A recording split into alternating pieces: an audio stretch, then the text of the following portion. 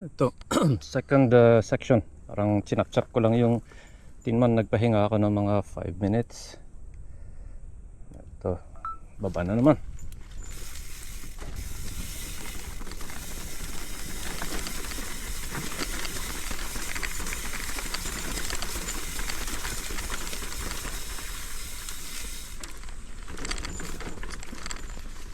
Oh, dito na pala. Kadalasan dito nagpapahinga. Malapit na pala ako doon.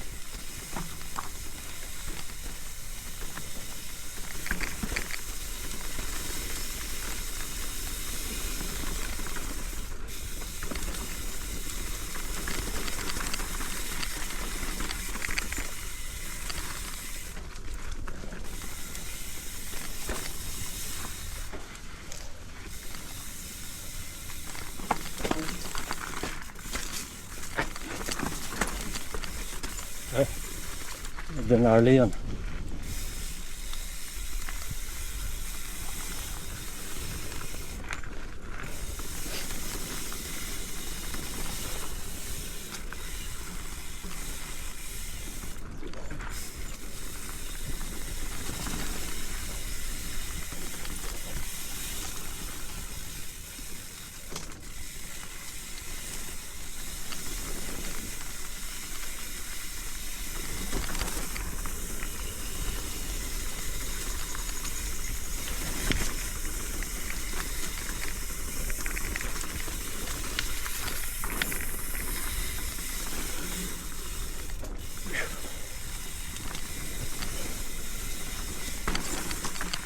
Ito pag gamay yung suspension ko.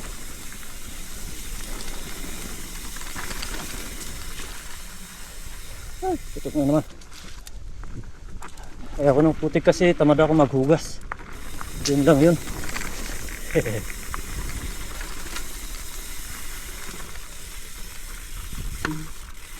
Uy!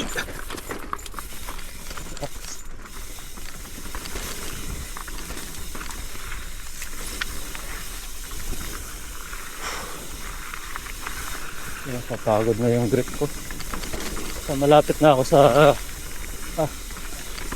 baka 5 minutes pa pala sa pahingahan.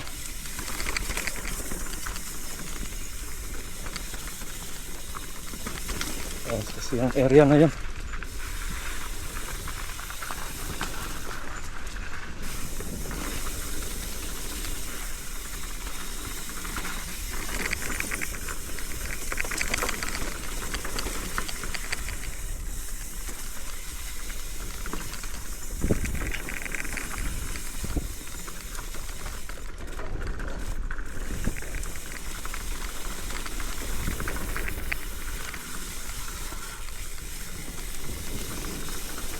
ganun na corner, hindi ko kalsado. Lalo na kung hindi siya smooth. Isa pang factor yung mga bato. Hindi pa okay yung body position ko. Tapos yung pag mag-ulit ko ng squid, tapos na mabilis. Pagka hindi mabilis yun, nahihirapan siyang dumaan sa gnarly na section.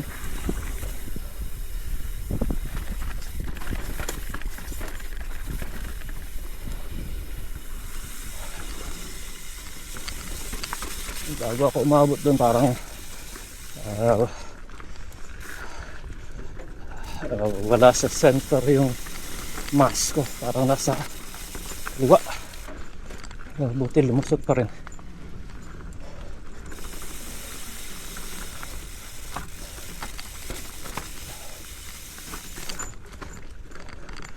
Yung pag mas mabilis doon, mas madali sana.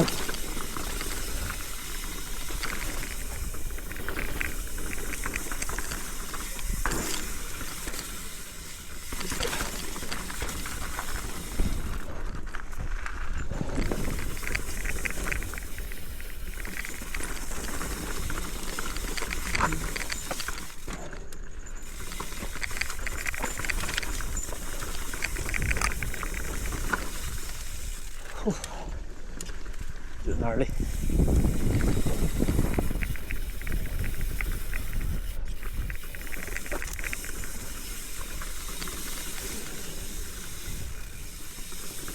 Medyo malapit na.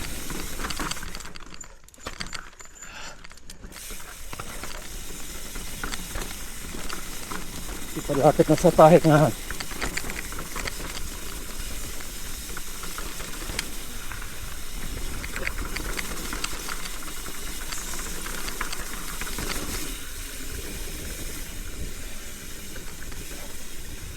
I-review ko tong footage kung okay yung mount ng camera kasi one-sided camera ito ngayon. Yung unang section 360. Pahinga ako, ginawa ko one-sided. Uy, shucks. Oh, madulas yung mga bato na yan.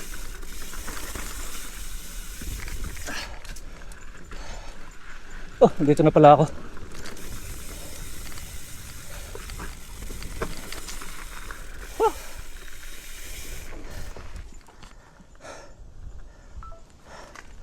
Parang 66 minutes bawat section. So parang bagal by half. Yung mga mabibilis dito kayang-kaya ng 11 minutes yung buong trail. Ako 12 minutes na, nasa mga kalahati pa lang.